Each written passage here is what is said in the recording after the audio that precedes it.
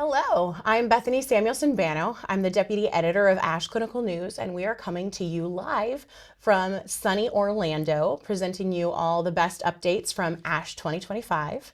And I am privileged to have here with me today Dr. Calhoun, who is an expert in hemoglobinopathies and sickle cell disease. And we're going to be talking about some of the exciting science coming out of ASH 2025. So welcome and thank you for joining us. Thank you for having me. I appreciate it. We're delighted to have you. So let's start talking about this gene therapy that's administered with autologous conditioning, and now looking at it in younger kids than we've ever seen before with this particular therapy anyway. And what are your thoughts on the outcomes? Yeah, so this abstract was super exciting. You know, I remember December 2023, the ASH annual meeting when gene therapy for sickle cell disease was approved. Both gene therapies, both our CRISPR technology and the one using the viral vector.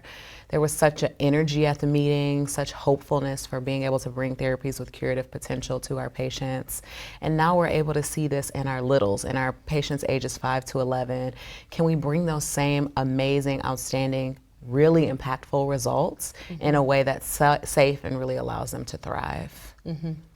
Now, great outcomes, obviously, but also a lot of toxicity, right? And there was actually a fatality in this study. And so when you think about these therapies, how do you weigh the benefits against the risks in terms of, you know, there's an acute period with really intense risks, but there's also a lot of benefits. And so how do you have those discussions with patients? Absolutely. So all things need to be thoughtful. And so like you mentioned, there were great outcomes. These patients with sickle cell disease, they had no pain, their hemoglobins normalized. The patients with transfusion-dependent thalassemia did not require transfusions.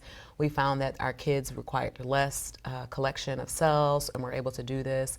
But you also mentioned that there was a devastating outcome with one fatality reported. And this was really associated with that full myeloablative conditioning and that drug busulfan that really is well known and well described to cause VOD. And so that child had VOD and passed away from complications related to that. And so we look at things in numbers, but one death is one too many for sure. And so I think, as with every really important decision, it's important to have some shared decision making with patients about the risks and the benefits, and allow us as physicians to empower them with the knowledge to make that choice, because living with sickle cell is also not a great thing. Right. And so really being able to learn the information and give it to them in a way that makes them feel empowered is really important. Yeah, I love that approach. And I think we as physicians sometimes forget how devastating of a disease sickle cell and thalassemia can be. So really appreciate your perspective on that.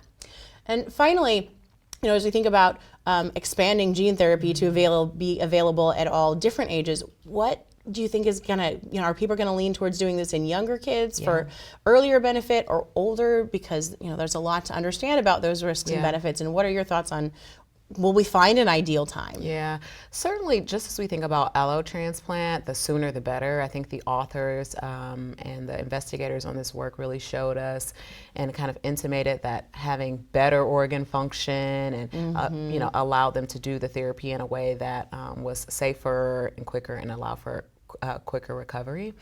I think that we always want to, as soon as possible, be able to prevent any downstream complications related to sickle cell. You mentioned devastating disease, and the way I describe it to my patients is anywhere blood goes, sickle cells go, right? Yes. And so while we think of only pain, there's potential for stroke, there's potential for renal failure, for kidney failure, acute chest syndrome, which is really devastating in our young adults and can cause fatality. And so if we can intervene earlier than later, and really support our patients and prevent those downstream outcomes, again, it tends to think about the risk.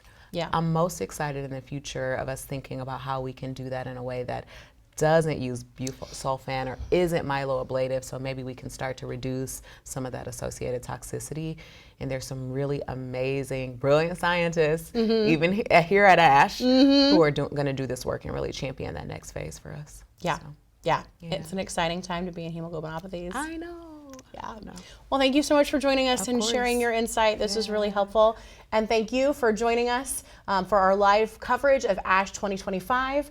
For more info, you can always find that on the website as well as in our January print edition of ASH Clinical News. And we'll look forward to seeing you there. Thank you for joining us.